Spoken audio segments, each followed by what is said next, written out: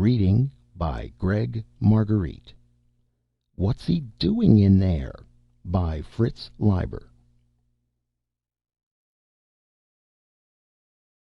He went where no Martian ever went before. But would he come out? Or had he gone for good?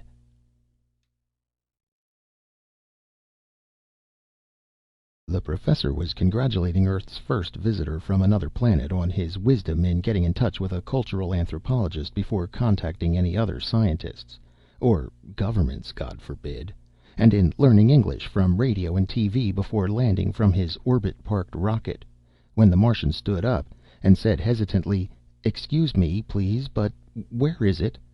That baffled the professor, and the Martian seemed to grow anxious. At least his long mouth curved upward, and he had earlier explained that it curling downward was his smile. And he repeated, "Please, where is it?"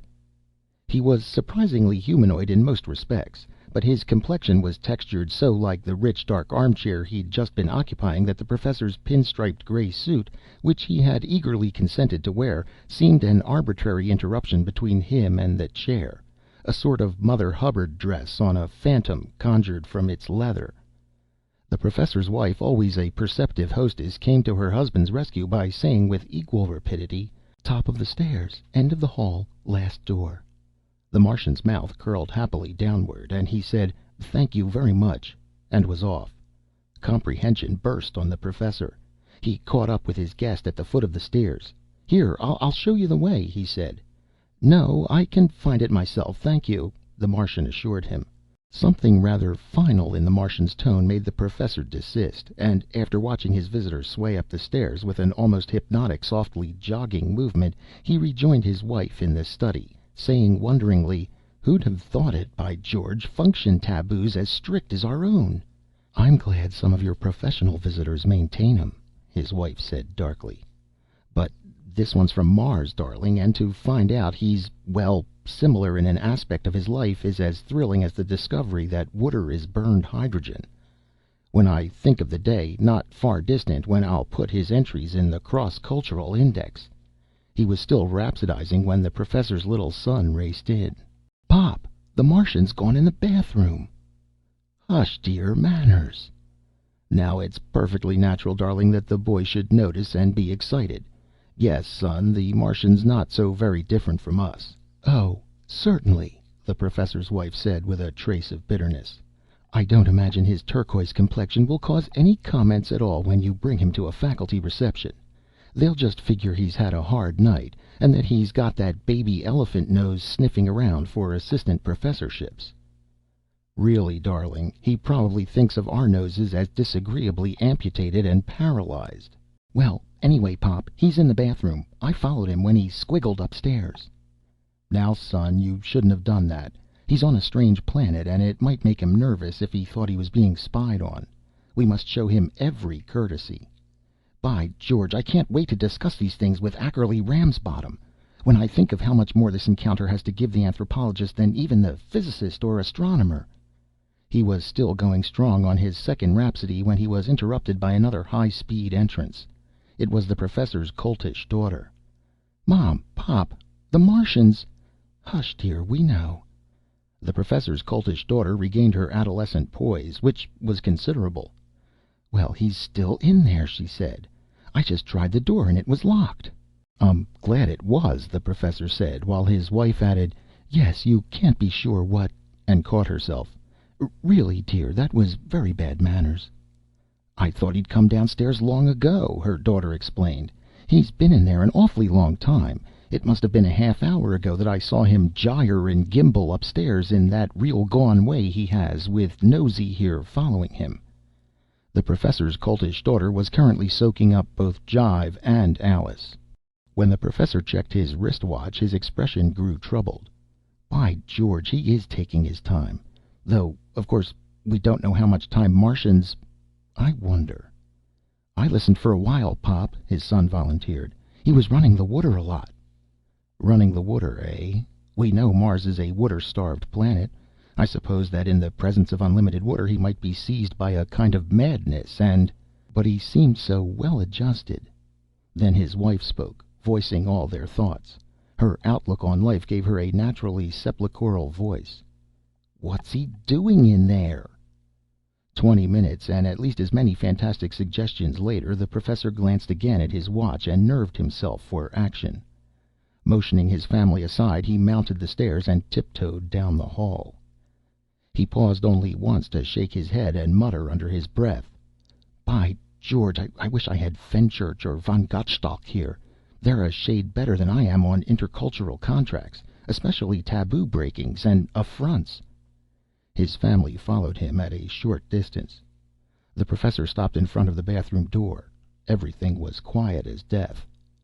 He listened for a minute and then rapped measuredly, steadying his hand by clutching its wrist with the other. There was a faint splashing, but no other sound. Another minute passed. The Professor rapped again. Now there was no response at all. He very gingerly tried the knob. The door was still locked. When they had retreated to the stairs, it was the Professor's wife who once more voiced their thoughts. This time her voice carried overtones of supernatural horror. "What's he doing in there?" "He may be dead or dying," the Professor's coltish daughter suggested briskly. "Maybe we ought to call the fire department like they did for old Mrs. Frisbee." The Professor winced. "I'm afraid you haven't visualized the complications, dear," he said gently.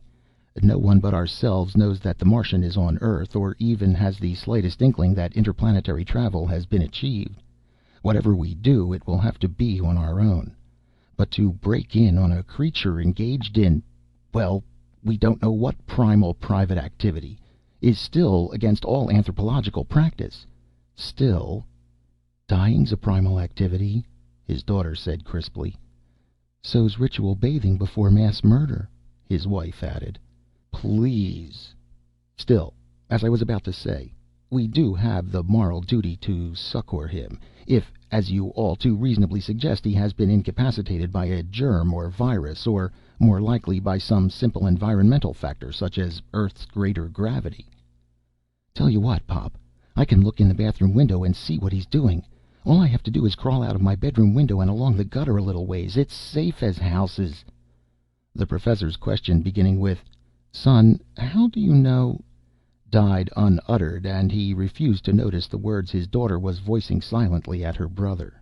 He glanced at his wife's sardonically composed face, thought once more of the fire department and of other and larger and even more jealous, or would it be skeptical, government agencies, and clutched at the straw offered him.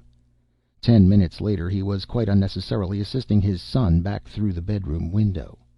"Gee, Pop, I couldn't see a sign of him. That's why I took so long. Hey, Pop, don't look so scared. He's in there, sure enough. It's just that the bathtub's under the window and you have to get real close up to see into it." "The Martian's taking a bath?" "Yep. Got it full up, and just the end of his little old schnozzle sticking out. Your suit, Pop, was hanging on the door." The one word the Professor's wife spoke was like a death knell. "Drowned?" "No, Ma, I don't think so. His schnozzle was opening and closing regular like." "Maybe he's a shape changer," the Professor's coltish daughter said in a burst of evil fantasy. "Maybe he softens in water and thins out after a while until he's like an eel, and then he'll go exploring through the sewer pipes. Wouldn't it be funny if he went under the street and knocked up on the stopper from underneath and crawled into the bathtub with President Rexford, or Mrs. President Rexford? Or maybe right into the middle of one of Janie Rexford's Oh, I'm So Sexy bubble baths." "Please!" The Professor put his hand to his eyebrows and kept it there, cuddling the elbow in his other hand. "Well, have you thought of something?" the Professor's wife asked him after a bit. "What are you going to do?" The Professor dropped his hand and blinked his eyes hard and took a deep breath. "Telegraph Fenchurch and Ackerley Ramsbottom, and then break in," he said in a resigned voice, into which, nevertheless, a note of hope seemed also to have come. "First, however, I'm going to wait until morning." And he sat down cross-legged in the hall a few yards from the bathroom door and folded his arms. So the long vigil commenced. The Professor's family shared it, and he offered no objection. Other and sterner men, he told himself, might claim to be able to successfully order their children to go to bed when there was a Martian locked in the bathroom, but he would like to see them faced with the situation. Finally dawn began to seep from the bedrooms. When the bulb in the hall had grown quite dim, the Professor unfolded his arms. Just then there was a loud splashing in the bathroom. The Professor's family looked toward the door. The splashing stopped, and they heard the Martian moving around. Then the door opened, and the Martian appeared in the Professor's gray pinstripe suit. His mouth curled sharply downward in a broad alien smile as he saw the Professor. "Good morning," the Martian said happily. "I've never slept better in my life, even in my own little wet bed back on Mars."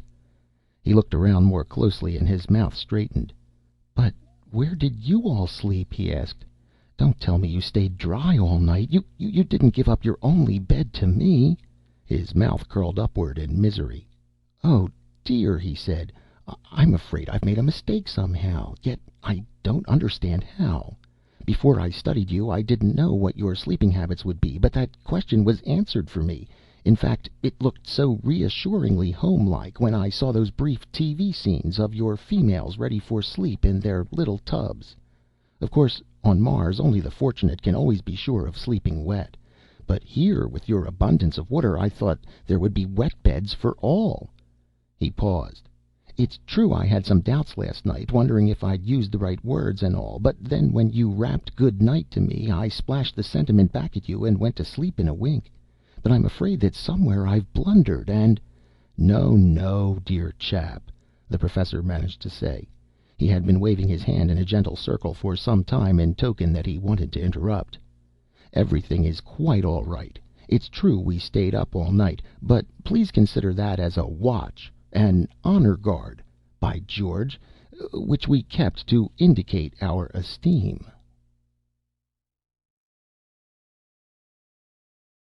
End of What's He Doing in There by Fritz Leiber.